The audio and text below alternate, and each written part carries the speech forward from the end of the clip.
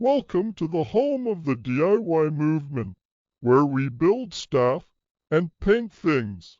All right, y'all, welcome back. Today is Saturday, September 20th, 2025. Year is flying by, man. Got a good one today. Today, hopefully, if everything goes as planned, this body right here, shell, is gonna get set on the rolling chassis. So this shell has been on this body cart really not that long, probably since maybe spring, maybe early summer. And oh man, we got a dead homie here. Most of the work for this was done on the rotisserie, and then we set it on the cart for paint. But we're gonna pull this off and we're gonna set it on the rolling chassis that's sitting over here. What we lack on this is a few brake lines, which he should be bringing this morning. Rear brake lines, flex lines for the calipers, flex line from the frame to the rear end, some T's for up here, some unions to go up inside, because the brake booster is inside the car, hopefully. Once that's on, we're tightened down and everything, throw the body mounts on and get the body on the frame here. This shouldn't really take long, probably like half a day maybe. Of course, we have the 2-post lift, so that thing makes a lot of, makes everything easy. I know you guys, some guys watching may not have that, so using cinder blocks and engine hoists and stuff, but the concept is the same, man. Pick it up, set it on. It's a big day, man. It's a really big day, because this thing was taken off the frame probably 3 years ago. Probably 3 years ago, man, and you guys have been following. Man, the roof rail was shot. The new quarters, new trunk floor, new rockers, new floors. Man, firewall one piece, dash molded. Tons of work, man. Body mounts molded in. Tons of work on this shell right here. But hopefully everything goes good today and we don't have incident. So yeah, that's the plan for today, man. Get it on here, and then once that's on and set to the side, probably start messing with the Cadillac maybe, or at least trying to figure out what we're gonna do to it. Anyways, man, let me get moving around here. Bobby should be here any minute, and bring you guys back once we start getting some work in. All right, y'all, it is lunchtime, and we got the brake lines done. Hopefully we don't run into any leaks. We use it's 3/16 line, kind of standard, and flare fittings, double flare. We use these clamps here, and on the top of the frame we used just the Phillips head screws, where if we have to remove them, we can get to them. We can use a screw, a bent screwdriver. On the ones that we can get to with the body on, we used the hardware it came with, some little stainless Allen head. So what we did, start at the front here.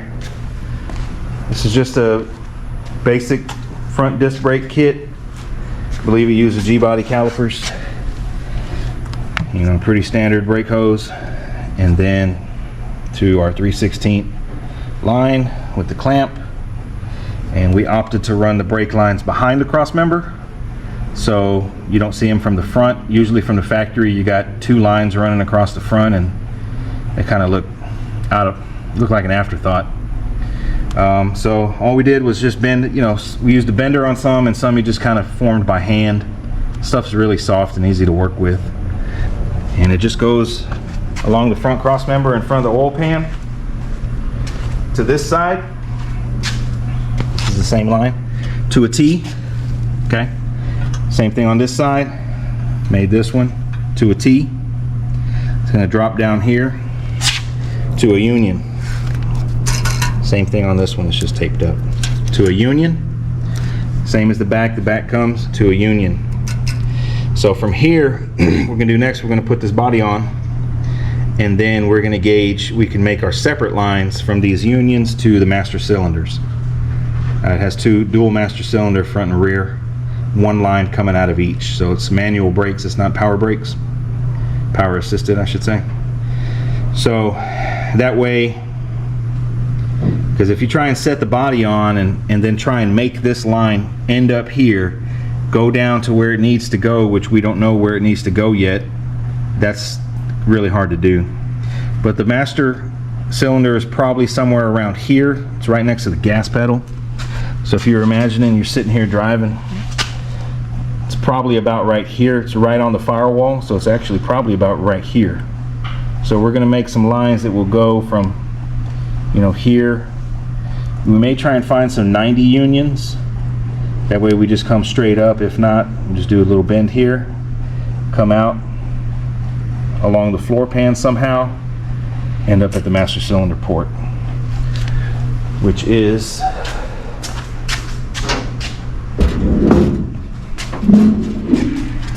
these. So we mocked this up whenever we did the firewall, after we cut the floor out. We did it on the lift. You guys remember that was a couple years ago. So these are the ports right here. So our lines are probably going to come up somewhere, if the body mount is, so we're inside the frame. Yeah, we're inside the frame. So probably right under the steering column for reference.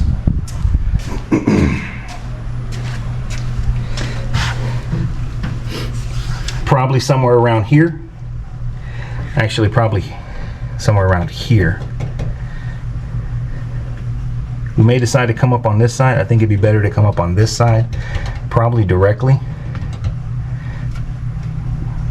along here, come here, and either if we have 90s here, or we're gonna have to do a little loop-de-loop.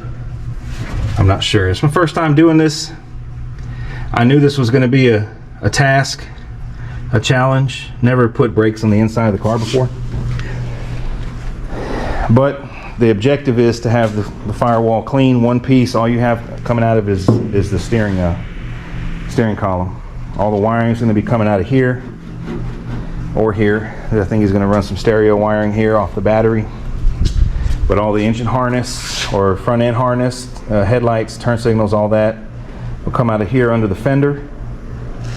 Engine harness was going to drop out of here. Probably have the computer up under the dash. Just like on my car, the harness comes out right here, and you don't see anything because the engine covers it. So that's the objective we're going after. I know a couple comments have been said, you know, about the whole wrap frame thing, and man, guys, you don't need to wrap a frame if you have hydraulics, man. Like, you don't need it. That's way overkill. Reinforcements are good. You don't even need those. It just depends on how you treat the car, man. He did plate this, both sides. He reinforced spring pockets. He put plate here, trailing arm. So basically a stress point along the front. He did the cross member, engine cradle, top, sides, bottom, I believe. And then got the thing powder coated, man. So no full wrap frame needed. We're not hopping. We're not putting 10 batteries in it. We're not doing none of that, man. We're gonna probably put 4 batteries, which we have a surprise for the batteries. We got something in. We got some ideas we're gonna try and execute here. So brake lines are done. Hopefully we don't have leaks. We're probably gonna have at least one. I know there's so many on these cars, man. There's so many connections. There's like 15 connections. So something's gonna leak, I'm sure, but hopefully it's something that we can easily get to. The rear end came out fine. We had to get a little creative. This line he got from CPP, it's probably 14 inches. Could be 16, but I think it's more like 14. So it's a little bit longer than factory. That way, with the hydraulics, if you want to put the back up, this doesn't put in a bind. If you run a stock brake line, it's going to be a lot shorter. You go to lift up the back, and it's going to be in a bind. So this one has more slack. We ran it to a T. So the CPP kit came with the hose and the T. And we just bolted the T to the factory bracket. That's the best way we can configure it, because it's already all powder coated. And the short line here going to the hoses, a caliper hose, and then this one just going under the banana bar mount or the Y-bone mount to there. Real simple, man. If these leak, these are easy to make, man. We pretty much bent this by hand. I mean, we used the bender for this angle right here, but the rest was just bent by hand. Real simple, real easy to work with. Really, flaring is the most difficult, I guess you can call it. Anyways, so that's the plan. So we got our connections right there. So we're gonna eat some lunch, and then we're gonna put this thing on the frame. Bring you guys back. All right, y'all. So we got the body off of the body cart there. We got it on the lift. And as I've said before, man, you got to run a strap across the front of the car because the car's back end heavy. Don't want the car to fall off, so we just got it strapped to the lift there. Just doing a quick walk around to show the work that we did to this. Right there, it's all color matched tintable Raptor liner that we sprayed all in the under the floor and in the trunk area as well. We did have to rethread the body mounts.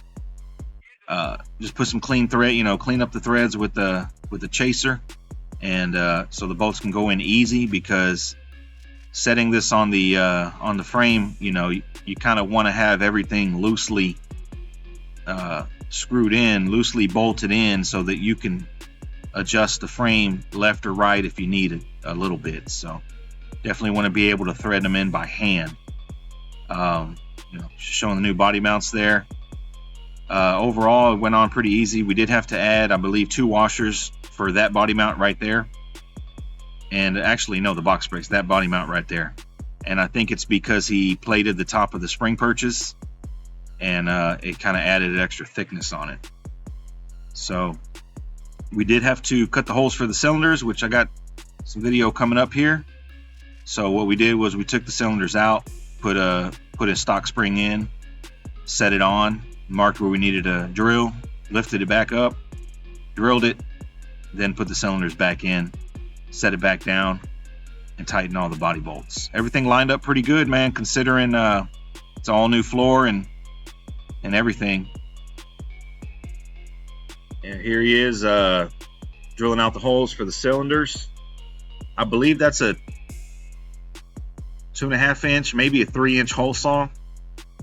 So the holes in the floor pan need to be significantly bigger, oversized, because he's running coil over in the rear. So the cylinders are they're gonna be moving. If you don't cut the hole big enough, your cylinder is gonna squeak on the sheet metal, and it's gonna sound terrible, man. So pretty straightforward here, man. Just drilling out the holes, and we got it on the frame.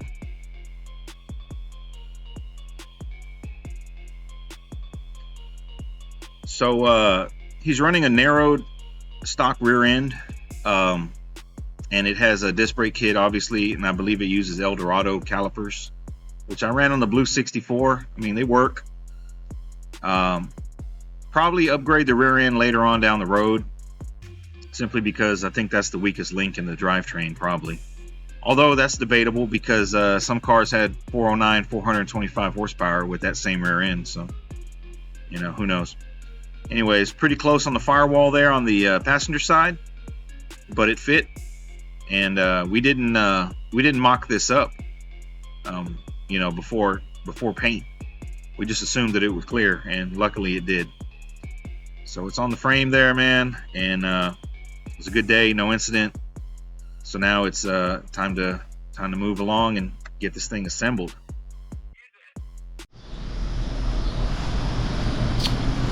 All right, man, here's the end of it. We have a car again, Bobby. You have a car again. Nice done. It is done. Man, so we got it on the frame. It went pretty good. Went pretty straightforward. Man, really, there really wasn't any issue. How many leaks are we gonna have? I already mentioned that when you went to go get lunch. We did have to add 2 washers on one body mount on the box brace, but I think that could be because of the location of the box brace that we replaced. Might have been a little bit higher up. But we got good clearance on the firewall. I didn't realize these heads are offset till he mentioned it. But we got clearance. He didn't bring his intake, but don't you have like a high-rise intake? Yeah. They have low, medium, and high. And you got the high? Yeah. Okay. Because I thought maybe it wouldn't clear, but I think the low one would have cleared. Man, so what else did we do? Shit, that was it. Brake lines. So the brake lines are in a good spot. So you can see them. Got the skirt on. We kind of just threw it on there, both of them. They clear fine because what'd you narrow it, an inch? Yeah.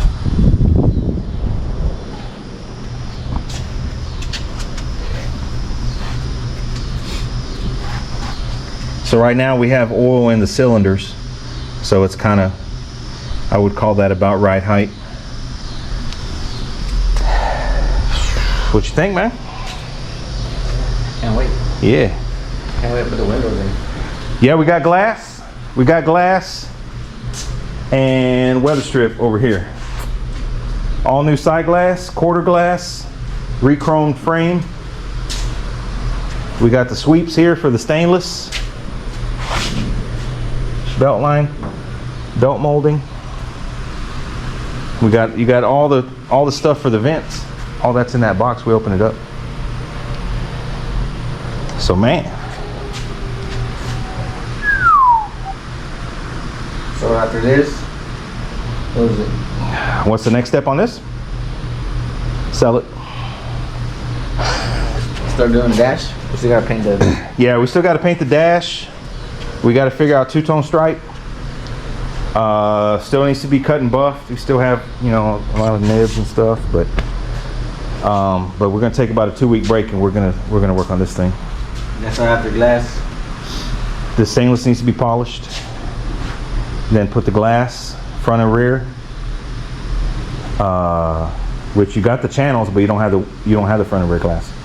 But the channels are in there, so the rubber's in there. And then just start. So after glass, start wiring? Yes. I would say glass. Yes. Then the power window wiring and all the wiring. Back end. And then interior. At least door panels, side panels. Carpet probably go in very last once we confirm all the wiring is good. Got the brakes. We'll figure out, make sure there's no leaks. Yep. So still a ton of work, but man, it's looking good. It's looking good, man. The engine looks good. The pulley kit looks good. You don't see no brake lines. No reinforcement? I mentioned that when you went to lunch too. There's no reinforcements. He extended the A-arms, but molded them so they still look kind of original. But this is going super lay and play, man. We can open up the trunk.